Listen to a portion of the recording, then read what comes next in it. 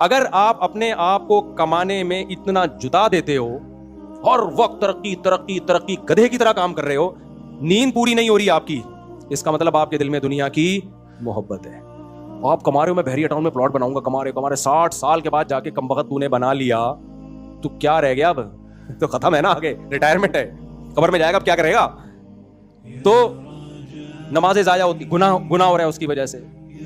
एतदाल से बढ़ी हुई मोहब्बत, वो एतदाल क्या, सेहत खराब हो रही है, स्ट्रेस में जा रहा है, टेंशन में जा रहा है। टेंशन किस बात की ले रहा है भाई? पैसा आ गया ठीक है, नहीं आया तो क्या है, कोई मसला नहीं है, कब्र है आगे यार, टेंशन किस बात? टेंशन लेना इसकी अलामत है।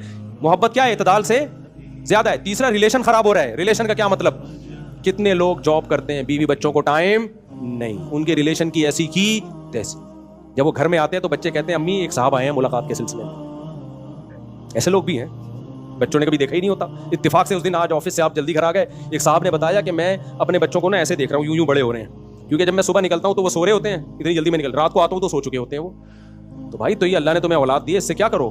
टाइम दो इसके साथ, इसको लेके घूमो, इसके साथ बैठो, इसके साथ गपशप लगाओ, बातें करो, लतीफे सुनाओ, लतीफे सुनो। हम अपने अब्बा का जब नाम आता है जज्बाती क्यों हो जाते हैं? इसलिए कि हमारे अब्बा ने हमें टाइम बहुत दिया है। जब ऑफिस से घर आते थे, बैठ के गपशप करते थे, हम दूसरों के अब्बाओं को देखते थे, यार वो तो लिफ्ट ही नहीं कराते अपनी औलादों को। अपने अब्बा को हम देखते थे आते हैं ऐसी गपशप लगाते हैं और ऐसा घर का माहौल बनाते हैं, तभी उनके दुनिया से जाने के बाद गम हुआ। अब तक होता है गम, कई साल हो गए।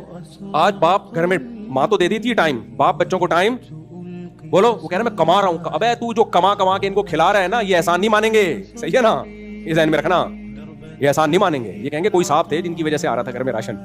मानना चाहिए एहसान, लेकिन आजकल की औलादें बड़ी नालायक हैं। तो टाइम यानी इतना कमाओ कि घर वालों के लिए, आपको बीवी बच्चों के लिए उसमें टाइम, बोलते क्यों नहीं मेरे भाई, मिले, कुछ दोस्तों के लिए भी है। ऐसा आवारा ना बनो जैसे आजकल के लौड़े लपाड़े बने हुए हैं, सारा टाइम ही दोस्तों यारों में कख भी नहीं कर रहे, वो तो दूसरी इंतहा है, उसको मैं अप्रिशिएट नहीं कर रहा।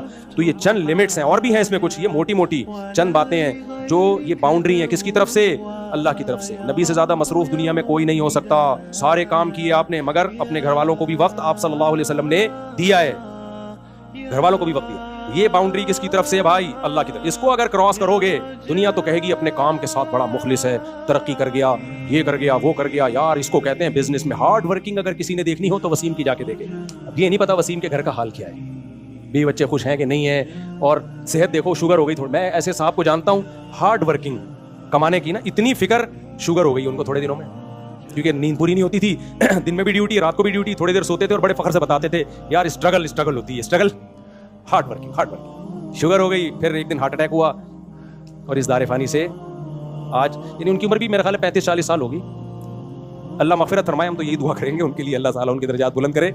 लेकिन ये हार्ड वर्किंग नहीं है मेरे भाई, ये एतदाल से बढ़ी हुई दुनिया की मोहब्बत है, जिसको स्ट्रगल और हार्ड वर्किंग से